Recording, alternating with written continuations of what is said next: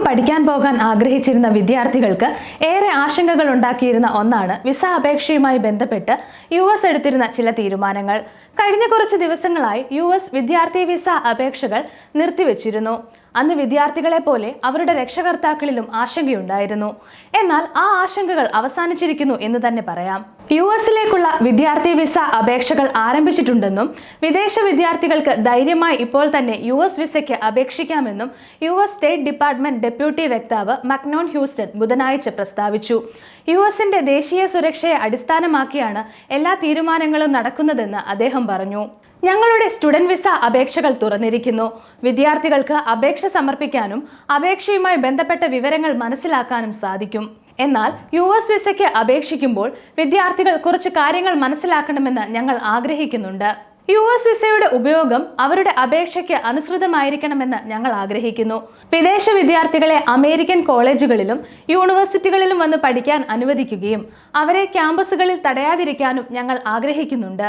അതുകൊണ്ട് വിദ്യാർത്ഥികൾ ഞങ്ങളുടെ ആഗ്രഹത്തിന് അനുകൂലമായി നിൽക്കണം. വിദ്യാർത്ഥികൾ ക്യാമ്പസിൽ വന്ന് പഠിക്കുക, അവരുടെ ലക്ഷ്യത്തെ നിറവേറ്റുക, അല്ലാതെ ക്യാമ്പസ് ഒരിക്കലും നശിപ്പിക്കരുതെന്ന് ഹ്യൂസ്റ്റൺ അന്താരാഷ്ട്ര മാധ്യമങ്ങളോട് പറഞ്ഞു. ഞങ്ങൾ എടുക്കുന്ന ഓരോ തീരുമാനവും US ദേശീയ സുരക്ഷയ്ക്ക് അനുസരിച്ചുള്ളതാണ്.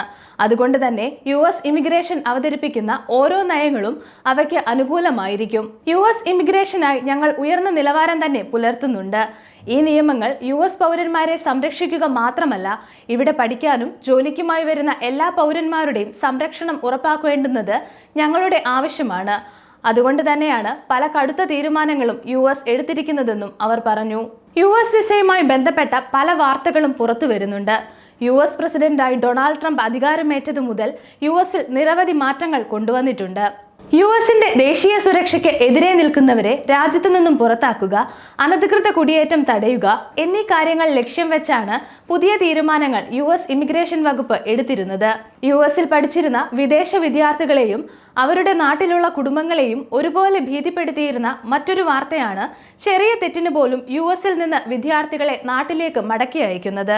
പല വിദ്യാർത്ഥികളും ലക്ഷങ്ങൾ മുടക്കിയും ഏറെ നാൾ കാത്തിരുന്നുമാണ് US വിസ ലഭിക്കുന്നത്. അതുകൊണ്ട് തന്നെ വിദ്യാർത്ഥികളുടെ വിസ പെട്ടെന്ന് നഷ്ടമായാൽ അതവർക്ക് തിരിച്ചടി തന്നെയാണ്.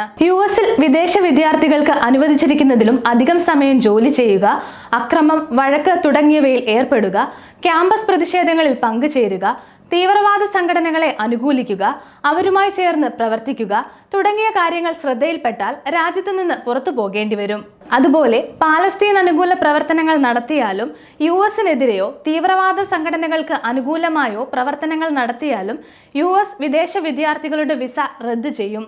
അതുപോലെ ദേശീയ സുരക്ഷ കണക്കിലെടുത്താണ് US-ലേക്ക് എത്തുന്ന വിദേശ വിദ്യാർത്ഥികളുടെ സോഷ്യൽ മീഡിയ അക്കൗണ്ടുകൾ മന്ത്രാലയം പരിശോധിക്കാൻ തീരുമാനിച്ചത്. വിദ്യാർത്ഥികൾ വിസ ആപ്ലിക്കേഷൻ സമർപ്പിക്കാൻ അനുവാദം നൽകിയിട്ടുണ്ടെങ്കിലും US സ്റ്റേറ്റ് ഡിപ്പാർട്ട്മെന്റ് കൊണ്ടുവന്നിട്ടുള്ള നിയമങ്ങളിൽ മാറ്റമൊന്നും വന്നിട്ടില്ല. അതുകൊണ്ട് തന്നെ വിസയ്ക്ക് അപേക്ഷ സമർപ്പിക്കുന്ന വിദ്യാർത്ഥികളും US-ലുള്ള വിദ്യാർത്ഥികളും എന്തൊക്കെ കാര്യങ്ങൾ ശ്രദ്ധിക്കണമെന്ന് നോക്കാം. US വിസയ്ക്ക് അപേക്ഷിക്കുന്ന വിദ്യാർത്ഥികൾ പരിശോധനകൾക്കായി അവരുടെ 5 വർഷത്തെ സോഷ്യൽ മീഡിയ അക്കൗണ്ടുകൾ നൽകണം. അതുകൊണ്ട് തന്നെ നിങ്ങൾ US-ന് എതിരായിട്ടോ ഭീകര സംഘടനകൾക്ക് അനുകൂലമായോ യാതൊന്നും സോഷ്യൽ മീഡിയയിൽ പോസ്റ്റ് ചെയ്യരുത്.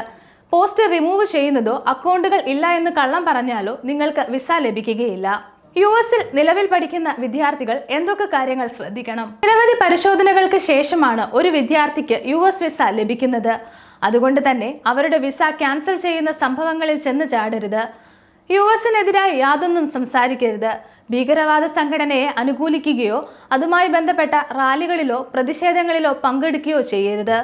അനുവദിച്ച സമയത്തിൽ കൂടുതൽ ജോലി ചെയ്യരുത്. ക്യാമ്പസിൽ അക്രമം സൃഷ്ടിക്കരുത്. മദ്യപിച്ച് വാഹനം ഓടിക്കരുത്. US-ലുള്ള നിയമങ്ങൾ പാലിക്കണം. സമയം മലയാളം വാർത്തകൾ ഇനി ടൈംസ് ഓഫ് ഇന്ത്യ സൂപ്പർ ആപ്പിലും.